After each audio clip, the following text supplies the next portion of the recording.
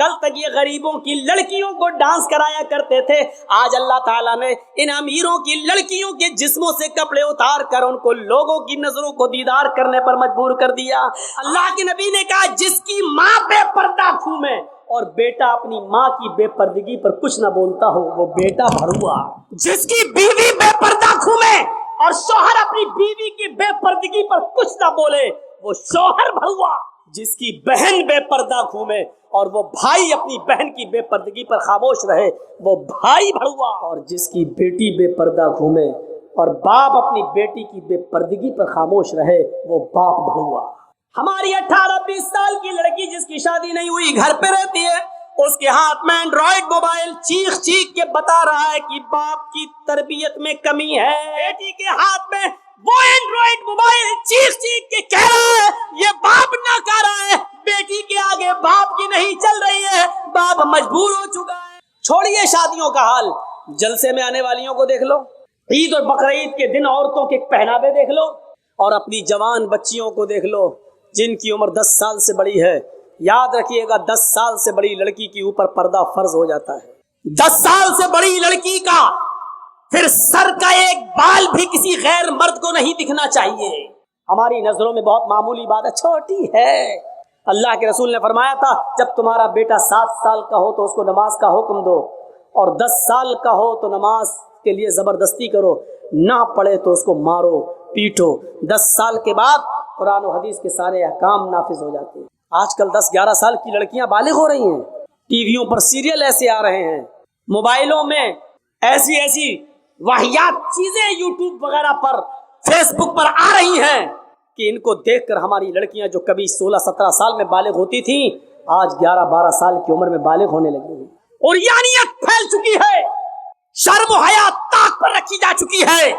ورنہ تصور کیجئے ایک کپڑا جو جسم سے چپکا ہو، آپ کے پیروں سے چپکا ہوا ہو، اور وہ کپڑا آپ کے گھٹنے اور ران سے ہوتے ہوئے آپ کی کمر تک آئے، جس کو آپ لیگی کہیں، اور اس کے اوپر ایک کرتی پہن لی جائے اور اس طریقے سے مارکیٹ میں بازار میں شاپنگ کی جائے، ایسی عورت کو آپ کی نظر میں فیشن پرست کہا جا سکتا ہے، لیکن محمد الرسول اللہ کی نظر میں یہ لڑکی، یہ عورت ننگی ہے، ننگی ہے، ننگی ہے۔ عاریات ہماری نظروں میں فیشن پرست ہیں، لیکن اللہ کے رسول نے ایسی عورتوں کو کیا کہا؟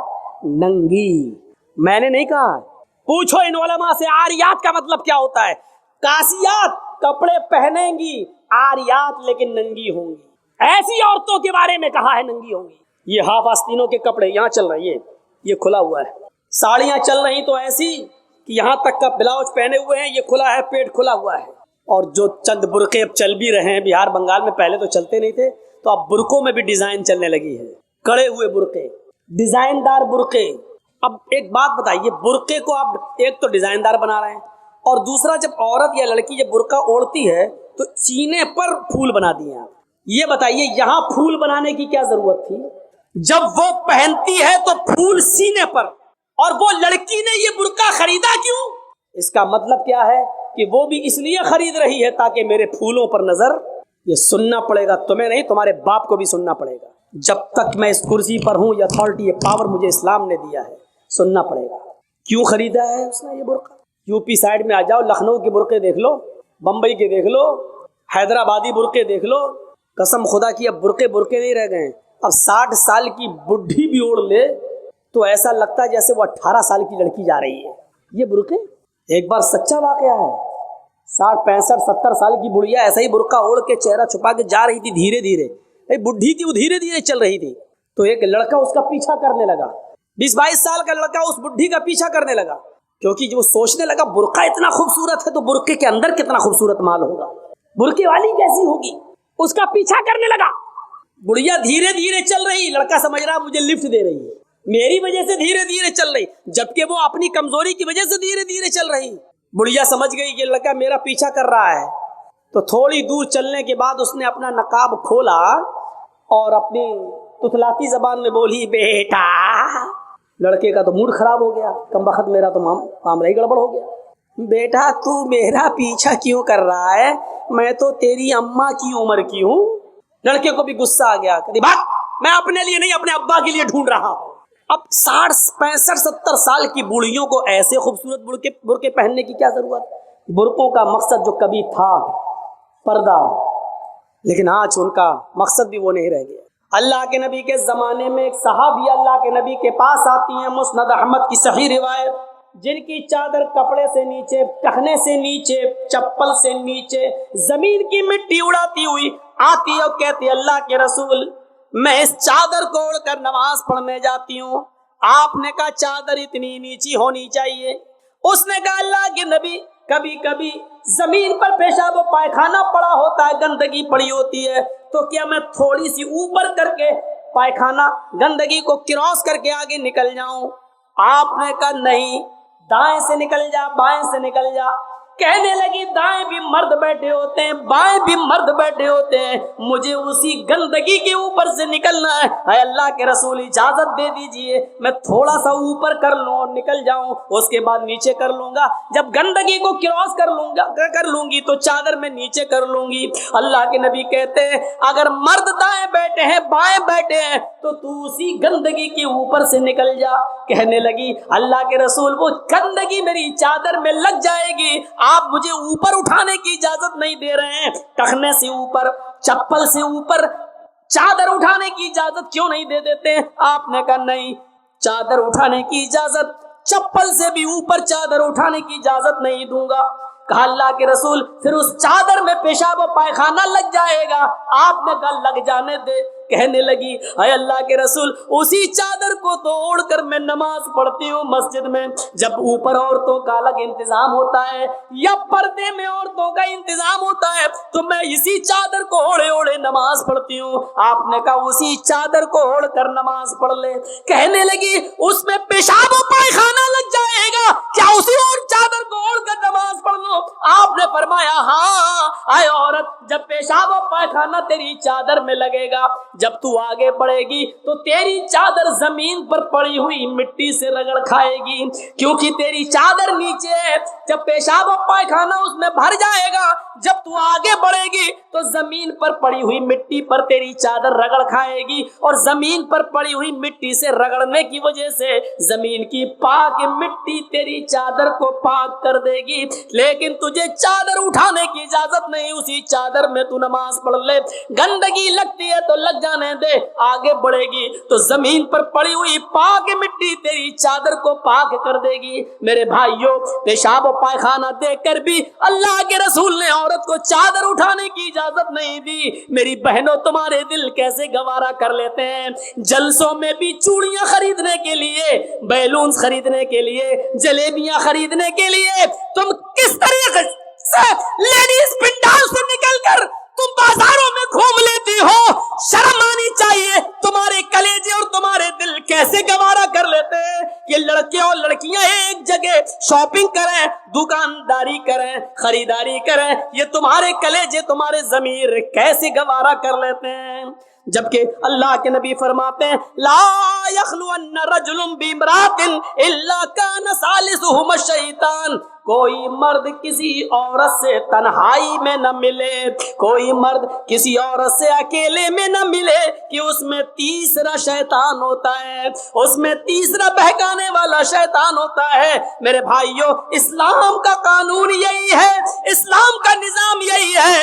ایک عورت, اس کا شوہر مر چکا ہے, عورت کے پاس بہت زیادہ پیسہ ہے, وہ حج کرنا جانا چاہتی ہے, شوہر انتقال کر گیا, اب عورت اکیلے حج کرنے نہیں جا سکتی ہے, جبکہ مستطیع ہے, صاحب استطاعت ہے, حج کرنے جانا چاہتی ہے, اچھا کام کرنے جانا چاہتی ہے. اسلام کہتا ہے کہ تیرا شوہر نہیں ہے تو بھائی کے ساتھ جا, بھائی نہیں ہے تو باپ کے ساتھ جا, باپ نہیں ہے تو بیٹے کے ساتھ جا, لیکن کسی محرم کا ہونا ضروری ہے, اس کے ساتھ جا. چیخ کر عورت کہتی ہے کوئی نہیں ہے, میرے پاس دولت ہے. اللہ کے نبی کہتے ہیں پھر دولت سنبھال کر اپنے پاس رکھ. اگر تیرا بھائی نہیں ہے, بیٹا نہیں ہے, شوہر نہیں ہے, باپ نہیں ہے, کوئی محرم نہیں ہے تو تو اکیلے حج کرنے نہیں جا سکتی ہے.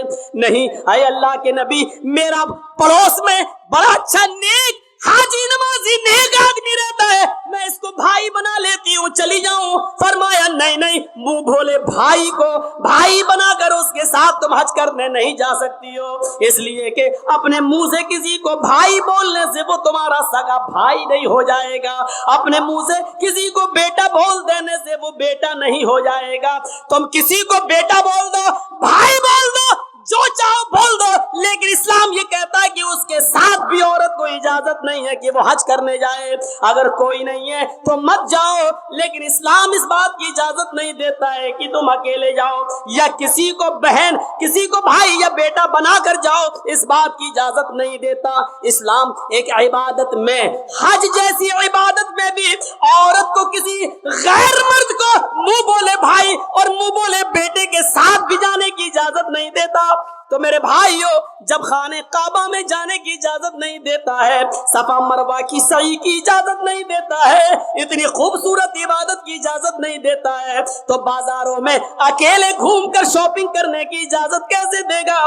फिर बाजार के अंदर औरत को अकेले जाने की इजाजत कैसे देगा? इतनी खूबसूरत इबादत करने की इजाजत नहीं देता है, इतनी खूबसूरत इबादत करने की इजाजत नहीं देता है, तो मेरे भाइयों फिर औरत को बाजारों में घूमने की इजाजत कैसे देगा? फिर बाजार में घूमने और बाजार में सैर व तफरीह की इजाजत कैसे देगा? हमारी माँ बहनों को इस बात को सोचना चाहिए, गौर करना चाहिए, संजीदगी से इसको लेना चाहिए। एक जमाना था, हजरत फातिमा कह रही हैं, आए अली मैं इतनी बीमार हूँ, इतनी बीमार हूँ, लगता नहीं कि इस बीमारी में मैं बच पाऊंगी। आए अली अगर मुझे कुछ हो जाए, अगर मेरा इंतकाल हो जाए, आए अली तो मुझे दिन के उजाले में दफनाने मत ले जाना, रात की तारीकी में ईशा की नमाज के बाद मुझे कब्रिस्तान में दफन करना। हजरत अली ने कहा, आए फातिमा ऐसा क्यों कह रही हो? अगर तुम्हारा इंतकाल सुबह फजर के बाद हो तो क्या ईशा तक हम तुम्हारे जनाजे को रखेंगे, मिट्टी को रखेंगे? तुम्हारे बाप का, तुम्हारे अब्बू का फरमान है कि मैयत को जल्दी कब्रिस्तान ले जाओ, फिर मैं लेट कैसे करूं? फरमाती हैं, आए अली, आए मेरे प्यारे शौहर, मुझे रात में ही ले जाना, मेरी बात को गिरा बांधो, मेरी बात को मजबूती से पकड़ लो, मेरी वसीयत को याद रखना, चाहे मेरा इंतकाल कभी भी हो, लेकिन मुझे ईशा के बाद दफनाना, मुझे दिन के उजाले में कब्रिस्तान न ले जाना। ऐ अली मैं नहीं चाहती हूँ कि मेरे मुर्दा जिस्म पर पड़े हुए कफन पर भी किसी गैर मर्द की नजर पड़े, मैं अपने कफन पर भी किसी गैर मर्द की नजर नहीं पड़ने देना चाहती हूँ। ऐ अली मुझे रात में ले जाना, दिन के उजाले में नहीं, मैं नहीं चाहती कि मेरे कफन पर भी किसी गैर मर्द की नजर पड़े। मेरे भाइयों, इंतकाल के बाद निकाह जायज नहीं है, इंतकाल के बाद शादी नहीं होती है, लेकिन इंतकाल के बाद भी अपने जिस्म को तो छोड़ो, अपने कफन को भी किसी गैर मर्द को देखने की इजाजत नहीं दे रही हैं। ये था हजरत फातिमा का पर्दा। इस पर्दे की रोशनी में मेरी बहनों अपने गरीबानों में झांक कर देखो, अपने गरीबानों के बटन खोलो और तलाश करो हम कहाँ खड़े हैं, हमारा पर्दा क्या है, हमारी इज्जत और आबरू क्या है। आज हमारे चेहरों का हर कसो नाकस देख रहा है, कल तक हमारे खूबसूरत गालों को कभी आसमान की निगाहों ने भी नहीं देखा था, चांद और सितारों ने भी नहीं देखा था, और आज जो चाहता है देख लेता है। हर कसो नाकस जिसको चाहो आज वो बड़ी आसानी से हमारी बहनों बेटियों का दीदार कर रहा है। और एक और बात, जितना अमीर बाप है, जितना अमीर बाप है, जितना भी बाप अमीर मिलेगा आपको, आप देखिएगा उसकी बेटी उतने ही कम कपड़े पहने हुए होंगे। किस बात का अमीर है तू? काहे का अमीर है तू? अपनी बेटी को 5 मीटर का कपड़ा लाकर नहीं दे सकता है तो काहे का अमीर है तू? कंजूस और बखील बाप। अल्लाह ताला ने इन अमीरों को ऐसी सजा दी है, ऐसी सजा दी है। कल तक ये गरीबों की लड़कियों को डांस कराया करते थे, आज अल्लाह ताला ने इन अमीरों की लड़कियों के जिस्मों से कपड़े उतार कर उनको लोगों की नजरों को दीदार करने पर मजबूर कर दिया।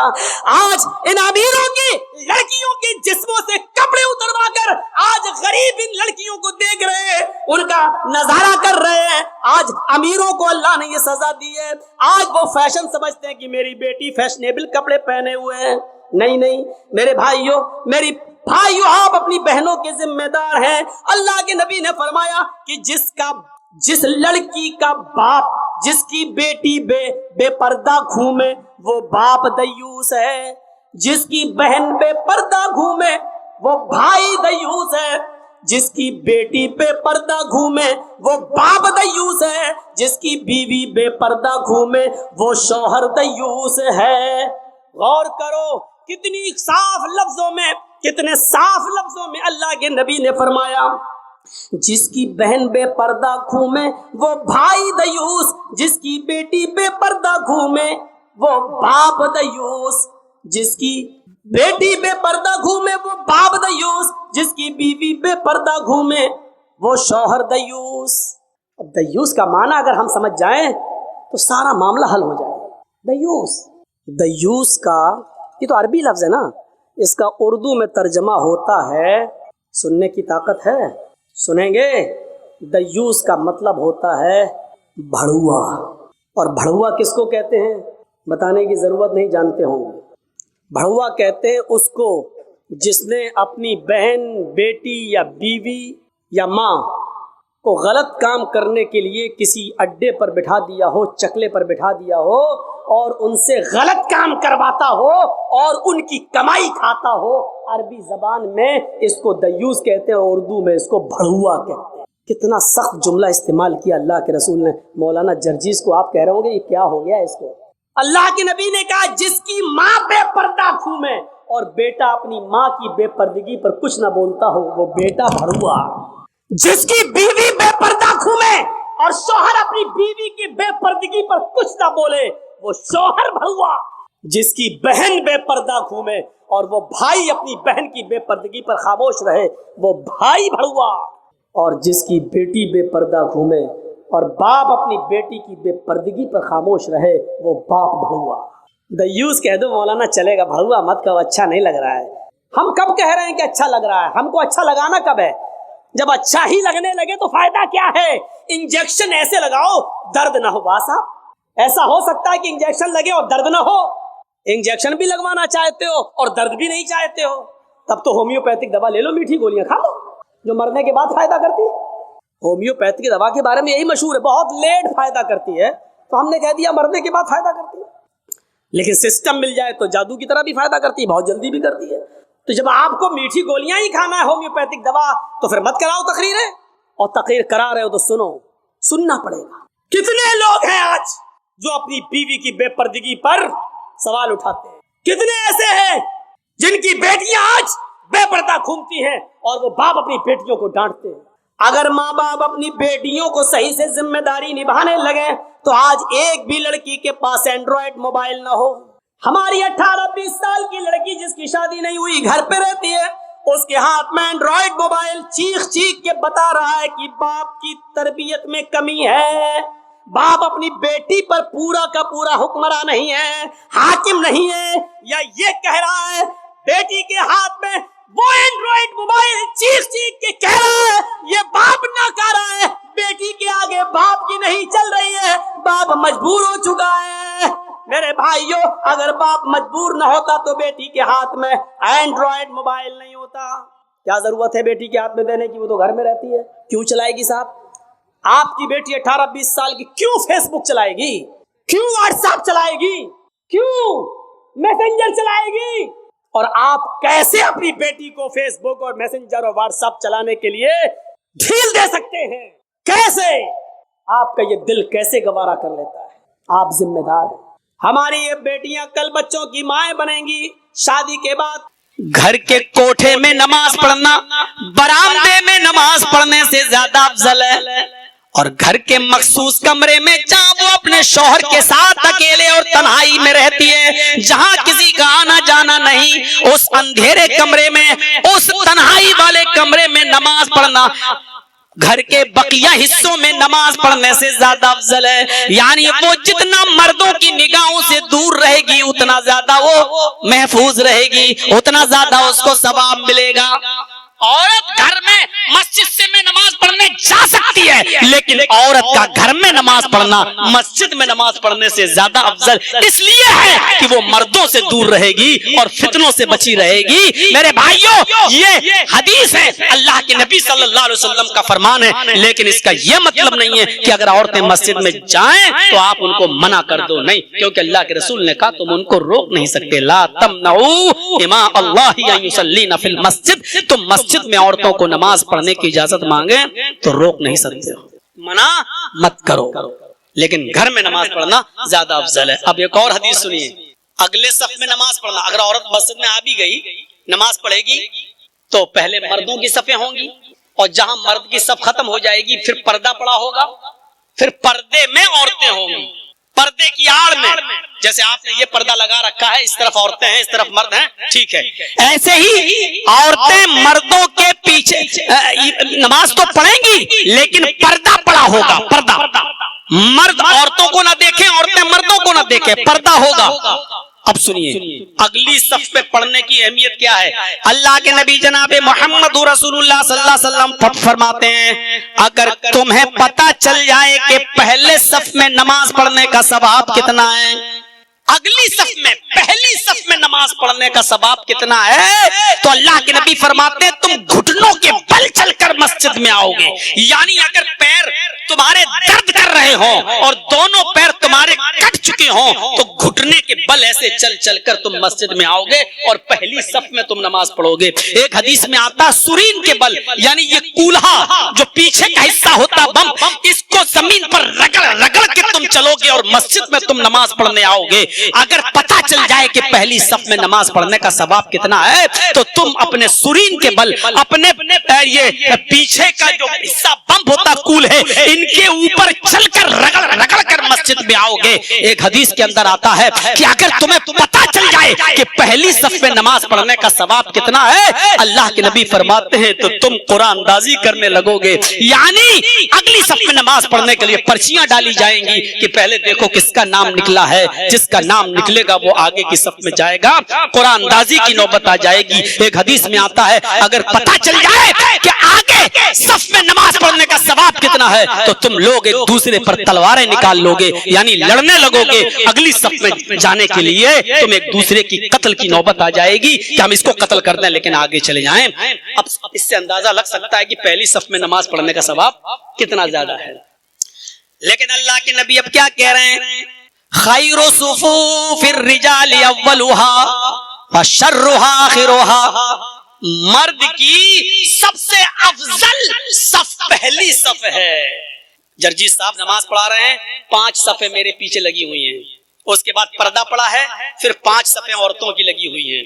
اب دیکھیے حدیث کیا کہہ رہی ہے، مردوں کی سب سے افضل صف سب سے آگے والی صف ہے، یعنی جرجی صاحب کے نماز پڑھا رہے ہیں، ان کے پیچھے جو صف ہے وہ اول پہلی صف ہے، یہ صف سب سے اول اور سب سے افضل صف ہے، سب سے بہتر صف ہے ثواب کے اعتبار سے۔ وشرها آخرها، اور 5 صفیں جو لگی ہوئی ہیں، جو 5ویں ہیں آخری، وہ سب سے بیکار صف ہے ثواب کے اعتبار سے، یعنی سب سے کم ثواب ملے گا سب سے پچھلی صف میں نماز پڑھنے پر، اور سب سے بہتر اور سب سے زیادہ ثواب ملے گا اگلی صف میں نماز پڑھنے پر۔